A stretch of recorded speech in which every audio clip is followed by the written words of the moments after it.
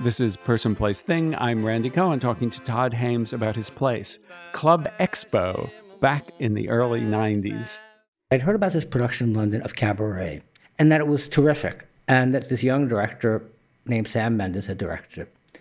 And I kind of registered that. And then, you know, I guess about a year later, 6 months later, I thought about it, and I thought, gee, I wonder if he'd like to do that in New York. I didn't know any of the backstory of this. I didn't know that, you know, everybody had wanted to move it. And so I called this guy, Sam Mendes, who took my call, and I said, you know, would you be interested in moving your Cabaret production, doing it in New York somewhere? And he said, well, I'd be interested in doing it, but it has to be in Manhattan at a Broadway theater, no more than 500 seats in a cabaret space. And I'm like, okay. And that okay sent my next few years of my life absolutely reeling. Oddly enough, as the show that ended up being our biggest hit, it was not a particularly pleasant experience, except artistically what ended up on that stage. But getting there was not remotely pleasant. You know, it turns out that, first of all, there are no 500-seat Broadway theaters in Manhattan that can be used as cabaret space. So we started searching for one. We ended up getting a call from one of our board members, who's a real estate developer named Douglas Durst, who has always kind of come to our rescue with real estate. He said, you know, I have this space in this building I own, which is now the Bank of America Tower, but was then just kind of buildings that he owned, small buildings. And the problem is, you know, it's a disco called Club Expo, but I don't know that they're doing so well. I'm sorry, say that name again? Club Expo. I just like hearing you say Club Expo. I haven't said it in 20 years, for good reason. We met with these people, and this is what we did, and to me, this is unbelievable in retrospect. But at the time, you know, I was young and I didn't think about it, and it was not meant to be a big commercial hit. The whole point of doing it in a 500-seat theater is that it couldn't make money, so it was a not-for-profit production. None of the actors were making any money, et cetera, et cetera. It was the first production where the actors were going to play the musical instruments ever on Broadway. And it was not pretty at the beginning. Let me tell you, they were not so good. And it was the first production to do cabaret, you know, different kinds of seating on a Broadway show. Anyway, we met with the people who ran Club Expo, and they were rather underground New Yorkers. Let's just put it that way. See, this is a shame that it's radio, because you have a smirk that's so delightful. I don't even know what to say about them. Let's just say they packed heat, and which they did. Which I'm not used to heat. None of our staff. We're like little not-for-profit theater folk, and right. The for-profit theater here, everybody has heat. Yeah. You know, everybody. So the deal we made with them, which I cannot believe, is that we would do our little skit every night, and after the show at 11 o'clock, we would strike the set, and it would become a disco. Well, you were going to strike the set every night? Every night. I mean, we didn't take it out of the building. We just got rid of everything, and it became a disco.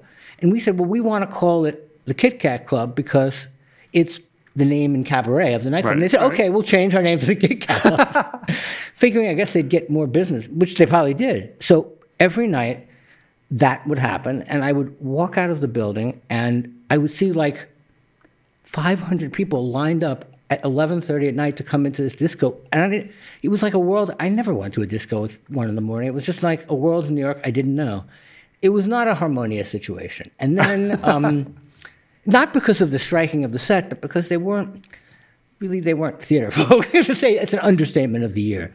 And so the building that was being built on our block, on the Club Expo block on 44th Street, fell down in the middle of being constructed. It was actually kind of horrible. It fell, it crashed through the building across the street, and killed some people. And they closed the block.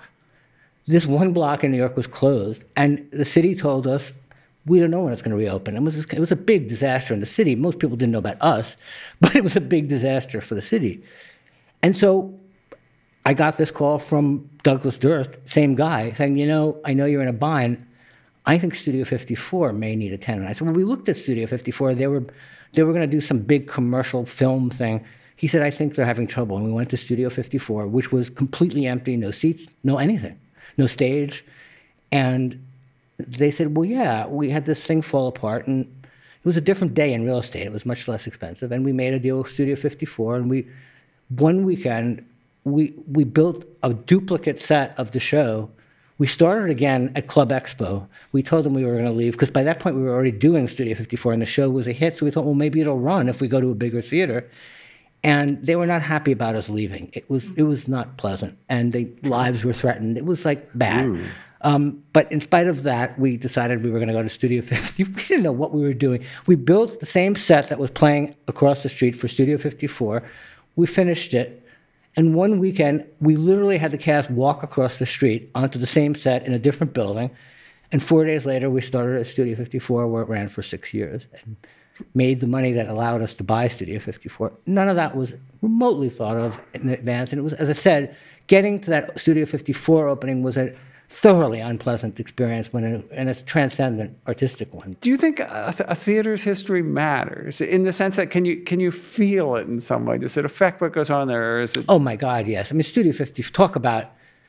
I mean, the Club Expo, that was a little different. We had strippers after us on trapezes. I'm not kidding. Literally strippers on trapezes. So it was a little different at Club Expo. Nice. But people love circus skills. Yeah, I'm telling you, it was interesting circus. But Studio 54, I mean, you just felt, first of all, when we got to Studio 54, every single person felt compelled to tell us their Studio 54 story. And that could be a show, obviously.